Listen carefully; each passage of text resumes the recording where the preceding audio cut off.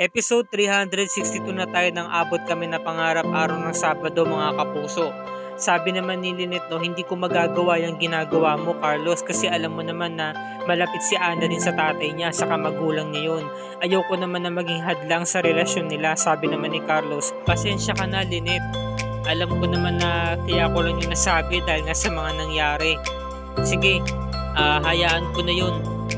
Kalimutan na lang natin yung mga sinabi ko. Samantala, itong si Annalyn hindi makapaniwala, sabi niya pati kayo pinagdiskitahan na ni Ma'am Moira. Pasensya na kayo kasi hindi ko na talaga matanggap na nadadamay kayo sa issue ng pamilya ko. Sabi naman ni Regan, ano na ang plano nyo? Saan na kayo mag-a-apply? Hindi pa namin alam sabi ni Evan. Sabi naman ni Karen, ako gusto ko naman dito na mag-apply no kasi kailangan tayo ng mga dito nursing association dito sa bansang Pilipinas. Sabi naman ni Nurse Evan, ako kapag wala nangyari kasi ang hirap mag-apply ngayon dito sa Pilipinas, baka ituloy ko na lang yung pangarap ko mag-abroad. Talaga ba Mars, mag-a-abroad ka? Oo, kasi hindi mo naman din masisisi yung iba kaya sila nag-a-abroad dahil pamilyado sila, may pinapakain silang pamilya sa Pilipinas, may mga kamag-anak sila na kailangan ng tulong nila. Sabi naman ni Nurse Karen, may punto ka naman dyan.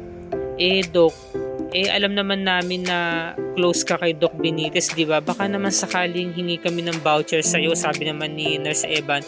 Magpapabacker na lang din kami sa'yo, Dr. Santos. Sabi naman ni Annalyn, hindi ko may papangako sa inyo 100% na matutulungan ko kayo dyan kasi hindi kami okay ni Doc Benitez. Talaga ba?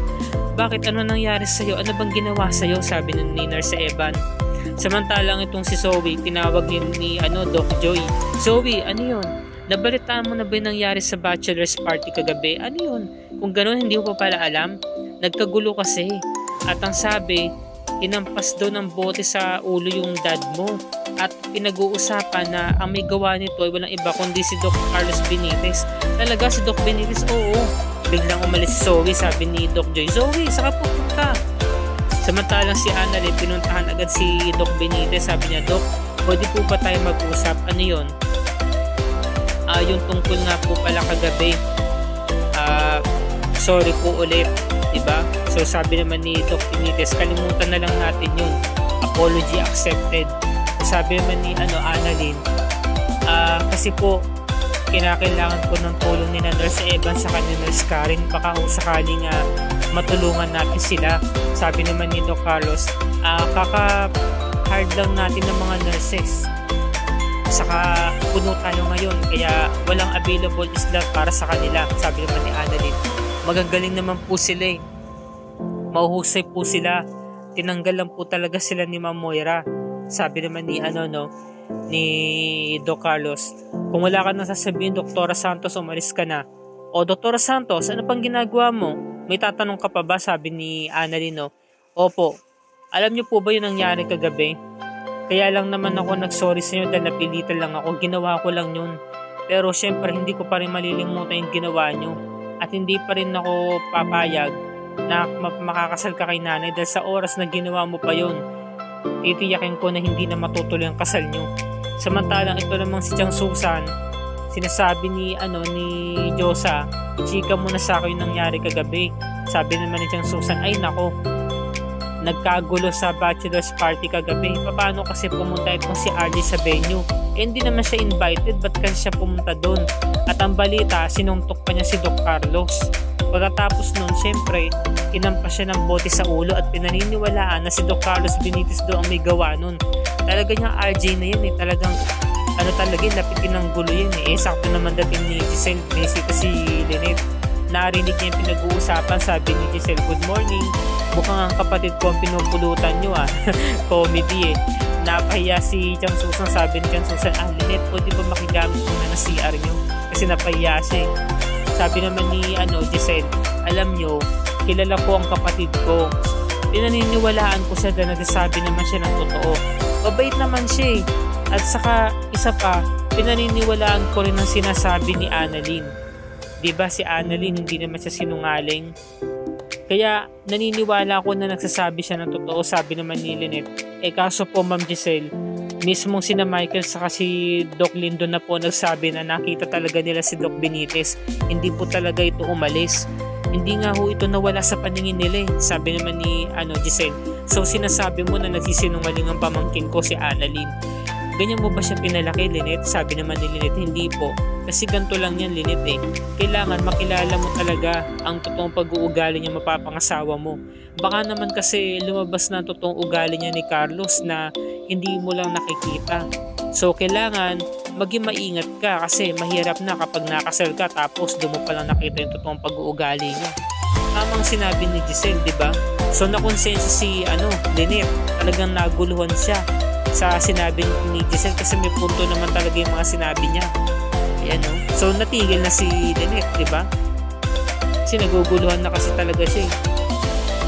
Samantalang tong si Doc Benitez sabi niya, alam mo Annalyn, kahit anong gawin mo, walang makakapigil sa amin. Si Moira, si RJ, mas lalong ikaw. Oo, ikaw ang anak ni Lynette. Pero balang araw, magiging misis na rin siya, di ba, Benitez. At magiging tatay mo na rin ako. Kaya wala kang magagawa dahil mahal na mahal ko ang nanay mo. Walang makakapigil sa pagmamahalan namin dalawa. Di ba? So talagang wala na talagang lugar si Annalyn. Sabi naman kasi ni Annalyn, lahat naman daw talaga ng kanyang intuition totoo, 'di ba? Nagsabi pa siya ng psychology term dito sabi naman ni Carlos, kaya yung instinct mo itigil mo na dahil wala naman patutunguhan yan. Napahanga si Doc Carlos, sabi niya, napabilib mo ko sa sinabi mo. Kasi genius talaga si Annalyn eh. Pero mo 'di ba? Meron nga kasabihan na na body language, 'di ba? Tulak ng bibig, kabig ng dibdib. Kumbaga parang ganun. O kaya parang nahuhuli sa kilos, di ba? Kaya yun yung nararamdaman at nakikita ni Annalyn kahit hindi niya talaga nahuli na si Carlos mismo pupo kay RJ. Samantala si Lynette, naaalala niya yung araw na sinaktan siya ni Carlos sa pinisil yung kanyang braso hanggang sa namula ito at namasa, di ba? So narinig din niya yung mga sinabi sa kanya ni Giselle. So yun, napag-isip-isip niya. Nung pumasok na si Carlos sa kwarto niya, sabi niya, Lynette, tara merienda tayo. Carlos, mag-usap muna tayo, pwede ba? Ano na sabihin mo? Mukhang seryoso umupo ka na muna. Carlos, alam mo ba, nagpapasalamat ako dahil binigay sa akin si Annalyn. Kahit na no read no right ako, nagpapasalamat pa rin ako dahil biyaya siya ng Diyos sa akin. Ang dami na namin pinagdaanan at saka napalaki ko naman siya na maayos. Kaya proud na proud ako sa kanya, sabi naman ni Carlos. Saan ba patutunguhan ng pag-uusap na to, Lynette? Carlos, tatapatin na kita. Totoo ba talaga na hindi ka lumabas sa loob ng bar na yung kagabi? Yan, no? Tapos doon habang nagkakape si Annalyn, kasi break time, pinuntahan siya ni Doc Lindon. Dr. Santos, kamusta ka na? Mula nung nangyari kagabi, doon sa bangayan ni na Doc RJ at saka ni Doc Benitez. Sabi ni Annalyn, sa totoo lang hindi ako okay eh. Alam mo ba, nag-aalala ako para kay Doc Carlos kasi hindi ako komportable sa kanya. Para bang pinepersonal niya ako. Sabi naman ni Doc Lindon, sa tingin ko hindi ka naman niya pinepersonal. Ginagawa niya lang yung tama bilang isang head, di ba, ng mga doctors. Kaya sa tingin ko hindi naman niya ito-tolerate kung ano yung mga mali na nakikita niya. Ginagawa niya lang ang part niya. Sabi ni Annalyn, kasi para siyang two-faced eh. Kapag kaharap niya si nanay, napakabait niya, pero kapag ako, pinepersonal niya ako. Sabi naman ni Doc Lindon, Annalyn, kung sa tingin mo pinepersonal ka, bibigyan kita ng advice mabuti pa, huwag mo na nang pansinin, gawin mo pa rin ng maigi ang trabaho mo na sa gayon, makita niya na tama ang ginagawa mo. Mga doctors tayo, kaya kinakailangan natin maging professional. Tama naman din na sinabi ni Lindon, di ba? Nag-advise siya kay Annalyn, pinalakas niya ang loob nito, di ba? At na-enlighten naman yung mind ni Annalyn. Kaya ang bait pa rin talaga ni Doc Lindon kasi nandiyan siya kay Annalyn para sumuporta. Di ba? Kahit moral support, malaking bagay. Samantalang kung si Carlos, Lynette, alam mo naman na hindi ko yan magagawa eh. Sabi naman ni dagdag pa niya, malapit na tayo ikasal. Tapos, masakit lang para sa akin na pinagdududahan mo ko. Lumalabas lang na pinaghihinalaan mo ko, sabi ni Lynette. Carlos, nagtatanong lang ako, hindi yun ganun. Hindi eh. Kasi, alam ko mas matindang pa rin sa'yo ang anak mo, si Annalyn. Kaya alam ko siya pa rin ang papanigan mo, sabi niya. Kaya sabi naman ni Lynette, nagtatanong lang ako, Carlos, kaya sana intindihin mo ako. Sabi naman ni Carlos, kung ganito lang din naman tayo, mabuti pa. Wala nang kasal na magaganap. Carlos, huwag mo naman itong gawin sa akin. Mahal kita. Hindi. Siguro, kinakailangan na lang natin itigil ang kasal natin. Kung ganito lang din naman ang patutunguhan nito. Nagdrama pa ang Carlos, para nga naman kaawaan siya. Diba? Pakipot saka manipulative Diba? Nagmamakaawa siya para kunwari siya yung biktima dito. Tapos si Lynette ang hahabol sa kanya. Samantalang paglabas ni Carlos Benitez, mainit ang ulo niya, pinuntahan siya ni Zoe. Doc Benitez, o Zoe, anong ginagawa mo dito? Hinila siya, kinaladkad siya sa kwarto. Ano bang ginagawa mo dito? Sagutin mo ang tanong ko. Sinaktan mo si Dad? Hindi. Ba't ko naman gagawin yun? Huwag ka magsinungaling, kilala kita. Sinaktan mo raw si Dad. Sabi naman ni Carlos, o diba? Huwag ka magpapaniwala dyan sa RJ na yan. At bakit For your information, siya ang biological father ko. Siya pa rin ang tumatayo at kinikilala kong tatay. Kaysa sa'yo, na pinabayaan mo ko dahil wala kang kwenta. Alam mo kung bakit? Wala ka sa kilingkingan ng tatay ko dahil si Daddy talagang mabait. Ikaw pinabayaan mo ko. Sabi naman ni Carlos, oo, alam ko yun. Huwag mo nang ulit-ulitin pa sa kamainit ng ulo ko. Sabi ni Zoe na, so what? Wala akong pakialam sa init ng ulo mo. Sabi naman ni Carlos, huwag mo nang dagdagan pa ang init ng ulo ko. Alam ko naman na wala akong puwang dyan sa puso mo, dyan sa buhay mo dahil mas matimbang si RJ kaysa sa akin. So nasaktan siya sa mga pinagsasabi ni Zoe kasi si Zoe talaga pag nagalit yun, talagang walang yaang bibig yan Hanggang sa nasampal nga siya ng malakas ni Carlos at nakita siya ni Nurse Ning sa labas. Diba nakimarites na rin si Nurse Ning. Hindi naman din sinasadya ni Nurse Ning yun na makita. Nagulat siya tapos sabi ni Zoe, no, you're so unpredictable, diba? So umalis na siya. Nagulat talaga si Nurse Ning. So ito yung mga magaganap sa Lunes, episode 363 mga kapuso. Ito yung mga dapat nating abangan.